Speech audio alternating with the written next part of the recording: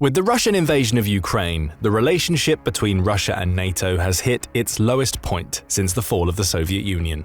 Furthermore, the recent accession of Finland and Sweden to NATO has mostly cut off Russia from accessing the Baltic Sea, apart from the few northern ports and the Kaliningrad Oblast, which has frequently been called one of Russia's main strategic weak points in recent history.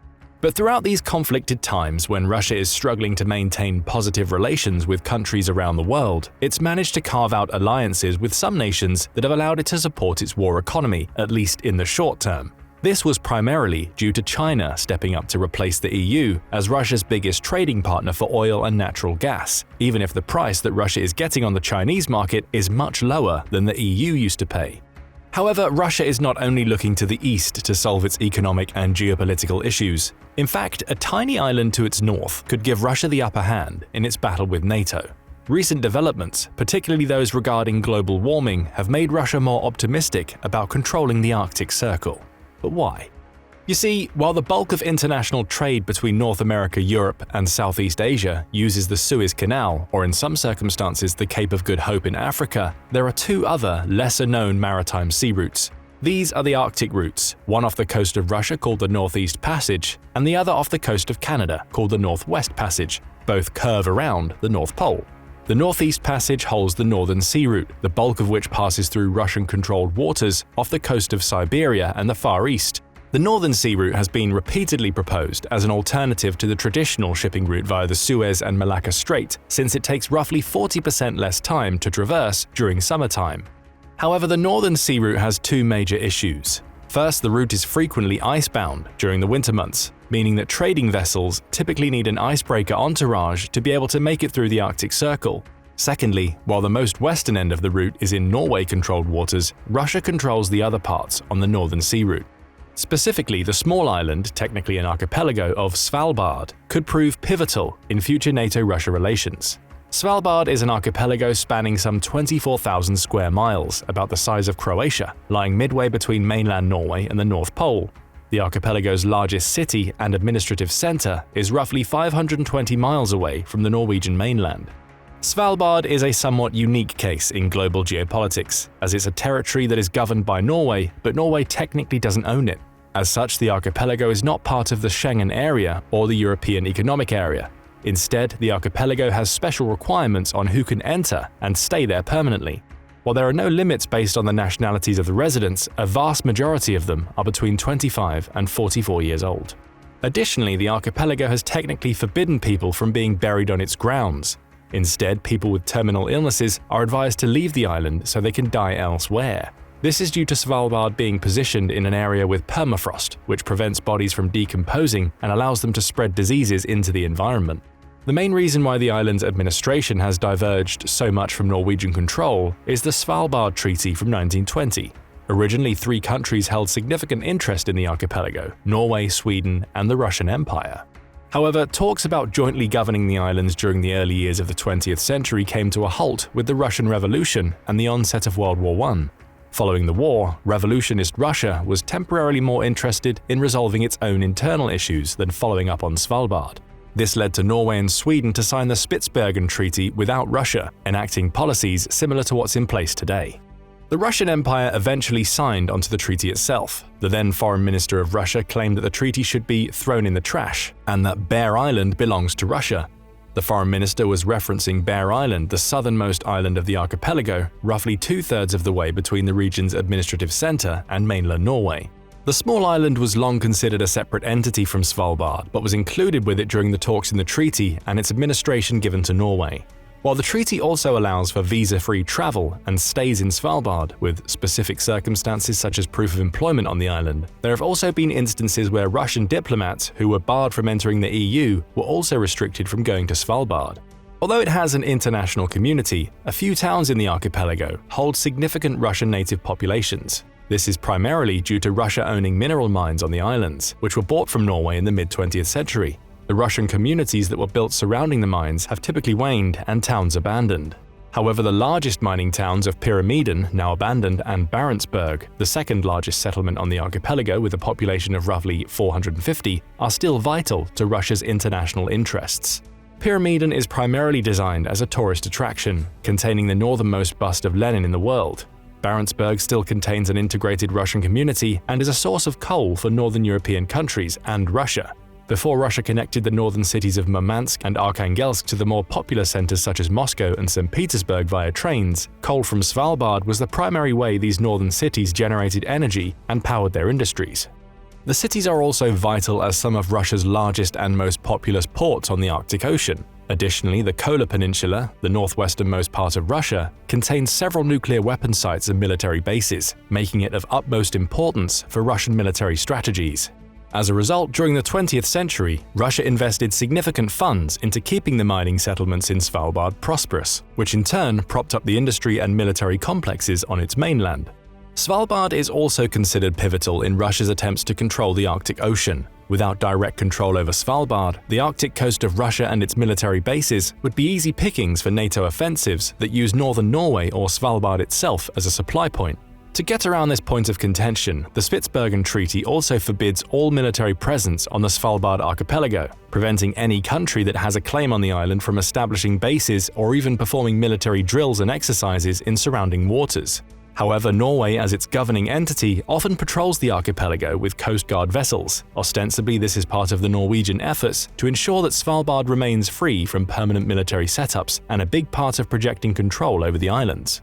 Additionally, Norway has also instituted border regimes where Russian citizens who were forbidden from entering the EU, such as expelled diplomats, were also prevented from traveling to the archipelago. This came to a head in 2015, when then Deputy Prime Minister Dmitry Rogozin visited the island. Norway responded by further tightening the visa regime for Russian citizens to the archipelago and threatened them with deportations. Russia hasn't taken kindly to the fact that Norway has seemingly free rein to parade its vessels so close to the Russian Arctic ports, nor with it tightening visa requirements for its citizens. Russia considered these moves as antithetical to the treaty. In fact, they also expressed similar concerns during the actual signing in 1935, as mentioned before. Norway argues that the presence of its coastal guard vessels isn't a warlike stance and thus completely obeys the Svalbard Treaty. Russia has also complained about the Norwegian satellite base located on the island, among the largest satellite bases in the world and which provides ground services to multiple satellite companies. Russia asserted that the satellites were being used for military purposes, which Norway has vehemently denied every time and manifested its obligations as outlined in the treaty. Another country that has also shown interest in Svalbard is China. The country has raised concerns over whether the research settlements on the archipelago, particularly Ny-Ålesund to the north, are properly allowing for the creation of a truly international community. On the surface, this might seem like an innocuous issue. However, China has been more involved in the geopolitics surrounding the Arctic Circle in recent years, particularly with regard to their rights and interests in the region. The country has an Arctic policy from 2018, which invokes the Svalbard Treaty 6 times in an attempt to legitimize the Chinese rights on policies surrounding the Arctic, even though the area is far away and completely detached from China's international waters or holdings. China operates a few research teams on Svalbard, but its goal seems to be to use this presence to further legitimize itself as a near-Arctic state and carve a piece of geopolitical influence that surrounds the Arctic region. If you're wondering why we seem to suddenly switch to China in a NATO-Russia conversation, the reason is quite simple. Over the course of the Russian invasion of Ukraine, China and Russia have announced a potentially unending partnership and alliance bolstered by shared values and trade deals between the countries. China is ostensibly using Russia's access to the Northern Sea route in an attempt to shore up one of its significant weaknesses to the south, the Malacca Strait. Both the US and India, two of China's largest rival economies and militaries in the world, maintain a stranglehold on that strait and are thus potentially able to control the trade that passes through it. Currently, the Malacca Strait is responsible for more than 60% of maritime trade coming into China, particularly natural resources. A US blockade of the strait would severely limit China's ability to maintain its industry-based economy. As such, China, in a push for more rights and freedoms through the Arctic, could bypass a potential Malacca blockade and allow itself to retain its influence over Western Europe by creating a more lucrative trade route through the Northern Sea route. Since China and Russia are embroiled in an alliance, it's difficult to ascertain just how much of Russia's actions surrounding Svalbard are actually in service to China as one of its biggest trading partners and one of the reasons why it can sustain its war effort for so long. Apart from complaints about Norwegian jurisdictions and adherence to the Svalbard Treaty, there's an ongoing dispute over who controls the waters surrounding the archipelago. The draft of the treaty is ambiguous on the matter since the 200 nautical mile maritime zone surrounding the archipelago is never mentioned as belonging to a particular jurisdiction or administration. Previously, the entire region surrounding the Svalbard continental shelf has been under Norway's administration, which has raised issues in 2020 when Norway tried to debate fishing rights and quotas within Svalbard waters. While Norway maintains it's the only country with the right to fish in the waters surrounding Svalbard, Russia contends that the general rights given to all signatories of the treaty also include fishing rights in the waters. The ambiguity has led to Russia and China attempting to assert those rights and perform large-scale fishing operations in the Arctic. There have already been issues with Russian vessels operating in waters around Svalbard. In January 2022, a vital subsea cable laid in the ocean was found cut after an extensive fishing operation. Norway hasn't formally accused Russia of foul play, but many strategists speculate that Russia was behind the move. In hindsight, it could be argued that Russia actually cut the cable in an attempt to slow down NATO's information-gathering attempts, particularly considering the aforementioned satellite station on the archipelago. This is a particularly convincing argument when you realize that Russia would end up invading Ukraine roughly a month later. Additionally, the Nord Stream gas pipelines were sabotaged in September 2022, which exacerbated the issue surrounding Norway's national security and defense. While a conclusive perpetrator of these two events hasn't been established, Russia could argue that they are indicative of Norway being incapable of properly governing, controlling, and protecting its assets in the Arctic. Since Norway is the only country whose coastal guard is allowed to station itself on the archipelago, Russia is using this as an attempt to undermine Norway's authority in the region. Furthermore, Russia is also allowed to send fishing and research operations in the nearby Barents Sea, but the responsibility for assuring that Russia is not performing any illegal activities in the region lies solely on Norway's coastal guard. This places additional administrative pressure on Norway to funnel resources into governing the Arctic region.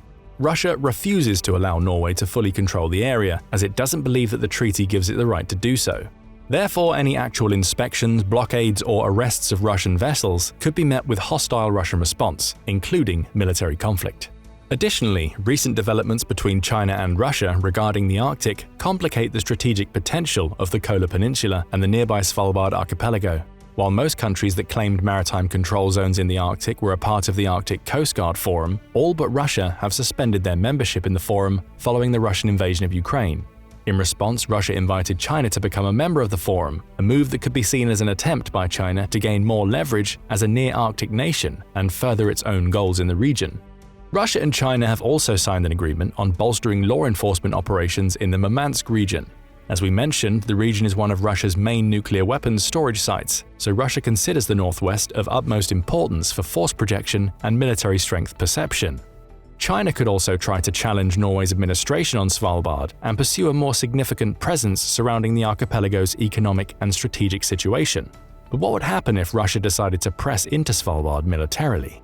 Since it doesn't acknowledge the treaty as fair, Russia might consider the fact that Norway has a quasi-military presence close to the Kola Peninsula as threatening to its defensive operations. Russia can then deploy its Arctic fleet and test how NATO might respond to further actions. This could play out in several different ways. As a member of NATO, Norway is protected under the alliance's Article 5, but Svalbard technically doesn't fall under Norway's geographical territory. Furthermore, there have been dissenting views within NATO itself over which navy can ostensibly operate within Svalbard's waters. The US in particular has not been a part of the discussion of Norway's economic allowances surrounding the Svalbard region as they relate to fishing operations. Therefore, it's unclear whether it would consider Svalbard Norway's territory and invoke Article 5 if Russia does end up making an offensive move to annex the region, like it has done previously with Crimea and other parts of Ukraine. If the US doesn't consider Svalbard to be part of Norway, this could lead to a paradoxical situation where Norway's fleet would have to go against Russia alone, at least at first. However, the response from other NATO countries in Europe would likely be in support of Norway. As a result, Russia making an offensive move on Svalbard might spark an all-out war between NATO countries in Europe and Russia. It's a war that Russia might not be able to win. Add to that the fact that most countries in Europe have been actively working on increasing their defense spending and revitalizing their military presence, and Russia might be forced to abandon its plans of annexing the archipelago anytime soon. Its current invasion of Ukraine is another thorn in Russia's plans. Due to the war developing into a conflict of attrition, Russia's current economy is completely focused on improving the land-based portion of its military and conscription to further the war effort. Therefore, Russia might not have as many active resources to spend on the Arctic fleet, which would be the only real way to blockade or occupy the archipelago due to its remoteness. However, Russia has about 30% more military bases in the Arctic than NATO, and its Arctic fleet is still one of the largest in the world, with 11 nuclear submarines at its disposal. Meanwhile, although NATO has 22 nuclear subs, although these numbers were confirmed in 2018 and may be higher today, they are spread between France, the UK, and the US. NATO would have to actively take part in the conflict for this fleet to arrive to balance the scales. As a result, it's unclear whether Russia can actively seek to enforce its military supremacy over the Arctic or whether it's relegated to saber-rattling. In another scenario, Russia would likely bide its time by continuously trying to undermine Norway's authority over the region. With China's help, its Arctic strategy could revolve around trying to extract as much economic benefit from not only the archipelago itself, but also through the opening of the Northern Sea route. The same global warming issue that could spearhead trade over the Arctic Ocean could also make mining operations on the islands of Svalbard more manageable and profitable. Since Russia still owns mines on the island and has a moderate population there, its goal might be to try and relocate even more Russian nationals onto the island to bolster those settlements' economies. Over time, this could skew the balance of power and administration away from Norway and NATO and create internal pressure on the islands. In the worst case, this could result in a similar situation to what happened in Crimea in 2014.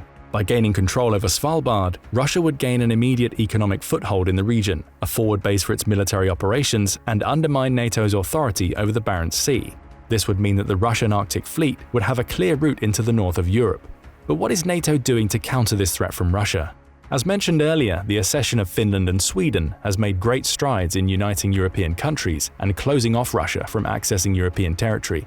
Additionally, Sweden and Finland already likely have defensive and offensive measures put in place in a theoretical NATO-Russia war. Finland shares a significant land border with Russia, and Sweden is perhaps Russia's biggest maritime adversary in the northern section of the Baltic Sea. Additionally, the US administration under President Joe Biden has recognized that Russia can use the Arctic as a staging ground for a conflict with Europe, and that the Svalbard region has become both economically and strategically important for both sides. This means that the US is likely to finally enter the discussion of Norway's economic policies in Svalbard and try to create a unitary guideline or consensus over Svalbard's maritime zones. This would go a long way toward resolving the current issues between Norway and the EU over fishing rights in the region, which could, in turn, set up a precedent for Norway to be able to respond to Russian vessel activities. Additionally, the US could try to resolve whether Svalbard geographically falls in Norway's territory. If it does, then the archipelago would automatically gain protection from NATO via Article 5 of the alliance. This would ultimately prevent Russia from making any offensive moves on the region without heavy repercussions from all NATO countries. Currently, Russia is at a marked disadvantage since it doesn't have any allies that could threaten NATO directly. China is practically blockaded by the US and India controlling its main trading routes and is relying on ongoing investments into its Belt and Road Initiative to resolve some of those issues before it could attempt to gain some ground, figuratively and literally. That means that Russia would ultimately be up against the entire NATO alliance alone if it decides on an offensive action. The most likely result from that would be complete loss in the Ukrainian invasion, which has already siphoned significant resources and relocated parts of the permanent troop stations across the country, including in the Kola Peninsula. Due to the region's remoteness and administrative complexity, one of the best ways to resolve the issue might be for the US to enforce the complete removal and prevention of warlike military installments surrounding the archipelago. However, NATO would have to maintain a balance between that and allowing Norway to clearly exert its administrative powers over the region. To that end, the fact that Svalbard is still outside of the Schengen area and the European Economic Area adds another layer of friction between Russia, China, and NATO. NATO would likely need to pacify China by allowing research operations from the country to remain on the island. However, there need to be clear guidelines on what actions from China would encroach on Norway's and by extension NATO's governance of the area. This hard line in the sand, or in this case the snow, would be China and Russia trying to challenge and push on as they've previously done in Taiwan and Ukraine respectively. Ultimately, NATO needs to create a unified approach towards foreign actions on Svalbard and ratify the guidelines set up by the Svalbard Treaty, or possibly even sign a new one that is more precise and inclusive of the current geopolitical situation. But what do you think is most likely to happen with this small archipelago that's populated more by bears than humans? Will Russia try to leverage its alliance with China to gain a foothold in the area? Or will China's ambitions toward Taiwan outcompete those in the Arctic, ultimately leaving the matter unsettled? Leave a comment below and thank you for watching.